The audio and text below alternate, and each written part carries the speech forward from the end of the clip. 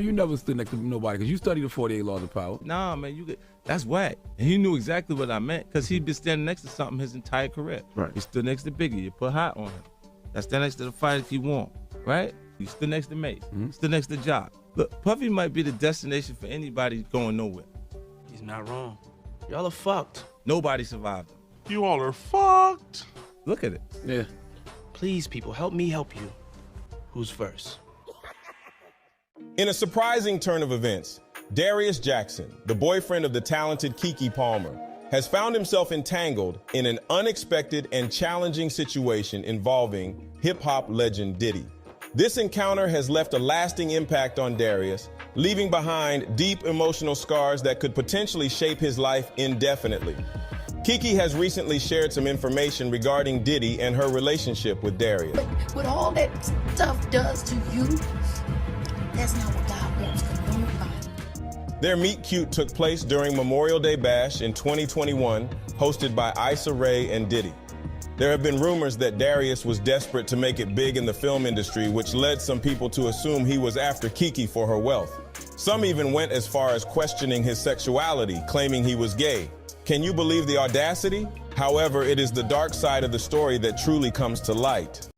When she put out those pictures of the dude pulling his pants down and it looked like some gay act that was going on, he got on the phone. He said, let me tell you this. When I get back to New York City, if she's on the radio station, he's talking to a radio executive. He said, nobody that I deal with, nobody that I know is gonna do anything with y'all, no business at all. It ain't gonna be no artist, no nothing gonna come. He's telling people that at a radio station. When we got back to New York City, Wendy Williams was in Philly. We come from a very homosexual era of hip hop as well. There was a radio personality once upon a time. Her name was Wendy Williams, and she was practically burned at the stake for talking about such. And now it's all come full circle. We trying to shake up the world, baby. You know what I'm saying? We trying to do some real shit out here. You know what I mean? I got in my Diddy mode. I'm sorry, I started licking my lip. You know what I'm saying? You know what I mean? Yo, Diddy, you gave me the ooshkash goosmash. You gave me the ooshkash muaf. The smooshmash. Diddy. Yeah, son. You know what I mean? You know what I mean? You gave me the ooshkash muash. I love it, yo. Diddy's proteges also dominated TV airwaves. But behind the success was a mirage of cultic rituals, gay parties, and other weird things. Fuss at them, they're not doing enough, they could be doing more. Why don't you have a job? Fashion icon Kimora Lee was one of the closest friends to Kim Porter. In fact, when she died, he was devastated. The venture capitalist claimed that during their time together, Diddy made Porter perform some gay rituals during their birthdays.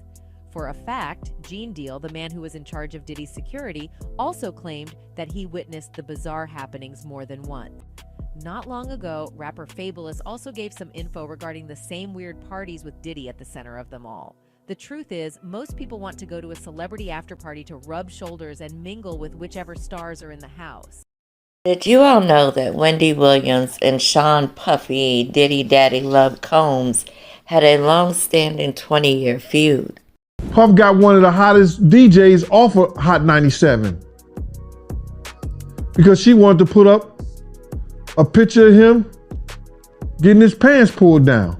You know, what's worse? You know, hip hop wearing skirts or hip hop being closeted and having a plethora of kids to prove manhood that, you know, and denial of something that you shouldn't have to deny. Remember, I got off the air one day and them total bitches were downstairs waiting, and everybody upstairs at the radio station is looking down, egging it on, waiting for something to go down. There was no security or anything. It was just them three fighting broads. To see this video in its entirety, please click on the link I provide in the description box. Unapologetically Mika, out. Puffy has been making money off of Biggie's name for longer than Biggie was alive. People keep forgetting he hadn't turned 25 yet. He was still 24 when he died. It's been over 25 years. Clearly, a Biggie Smalls verse is very valuable. So then what the fuck happened to the commission? What happened to that album? It was recorded. It was being mixed and mastered upon Biggie's death. It was supposed to have came out that summer after Biggie's album, because Biggie's album was slated. He died a week and a half before his album came out. Then the commission was supposed to come out, and that was supposed to be his exit from Bad Boy, and then starting his own company. Puffy has been making money on that boy's name longer than he lived. It supported all of Bad Boy. That's real, yo. The more money you make, the more problems you get. Guys, this story about how Kim Porter really died just took a whole new messy turn, and now her friends and family want the case reopened. The night before Kim died, she texted a couple of her friends and told them, "He got me." She also suggested in the text that she had been poisoned, which wouldn't be a first in Hollywood, right? They have poisons that create heart attack and pneumonia-like symptoms. You know, a lot of the friends are probably being careful because somehow something always happens to the people who try to expose Diddy, and Jaguar Wright said it best. And Kim was the longest working employee because she was there from the very beginning. She was Andre's personal assistant. Kim is dead. Heavy D is dead. Andre Harrell is dead.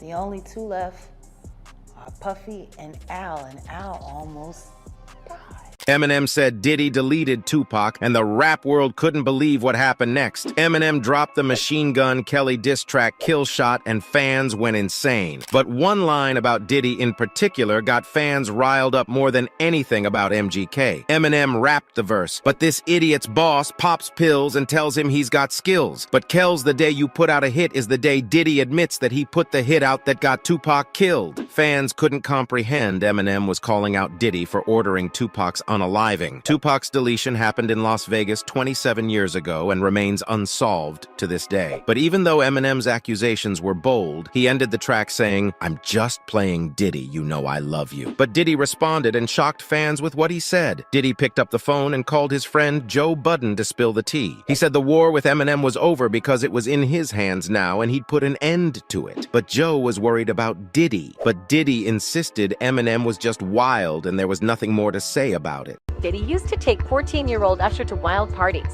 Yeah, you heard that right, 14. Diddy introduced him to the adult lifestyle right away, telling Rolling Stone, "You'd open a door and see somebody doing it, or several people in a room having a You never knew what was going to happen." And by the way, I never quite experienced anything like that. Hey, it was curious. I got a chance to see some things. That's my brother right here from day one. We used to wake up and, pause, but like, check this out.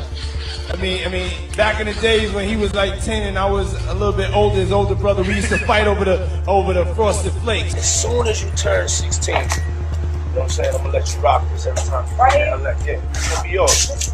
I like when you like this, Daddy. Daddy, I like when you scrambling and scraping.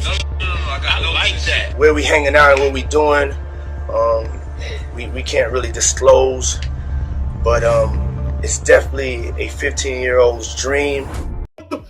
Going on? Instead of focusing on Jamie Foxx's progress and how he's doing and his well-being, we've been focused on all the conspiracies and rumors that we've heard about Jamie Foxx throughout the years. So let's go ahead and put it on the table and talk. Diddy set up Jamie Foxx because Jamie Foxx allegedly exposed Diddy for having these crazy sex parties and was going to out him. That has been circulating around TikTok, has been out for years, and Jamie Foxx did not expose Diddy. He was just talking about how he's seen other famous people at the party. He did not give any details about anything crazy, anything illegal, or any Illuminati stuff going on. Jamie Foxx has talked about Diddy and his parties for years. He went on the Stephen Colbert Show, he went on the Joe Rogan podcast. I'll go ahead and play the audio, as for legal reasons, I can't play the actual video. Let's get into it. I followed Diddy back in the day when Diddy had all of the songs out. Yeah. He was so famous, we couldn't get into our own clubs in LA. Like, we go in the clubs, you'll get... Well, like, you go with him? No. Puff Daddy, whoever, none of these niggas. All you fake hard niggas, fuck you. Hold on. Okay. All you fake hard niggas, fuck you. You know what I'm saying? I don't give a fuck because you can't shoot nobody anyway. And the reason why you got to talk is because you did a deal, you fucking fed. You know what I'm saying? That's why you gotta come at me, because part of the deal for you to be able to do all that and get out of jail is that you promise that you gonna go pull my coat car. So y'all niggas shut the fuck up about me. Now let me say it calm. You niggas shut the fuck up about Michael. Right. I'm Michael now. Right, Every Michael you can think of, but mostly Godfather Michael now. No. Diddy. I knew him for a long time. When I first became champ, I knew him. I remember him. He used to have crates when he used to have my after parties and stuff. Also when they were throwing parties. You know, it's very competitive, very dog-eat-dog. People who are your friends at one time, next thing you know, they turned on you. Now, it was this documentary that claimed, which we know wasn't true. Yeah, check this out. We don't talk about things that are nonsense. We don't even entertain nonsense, my brother.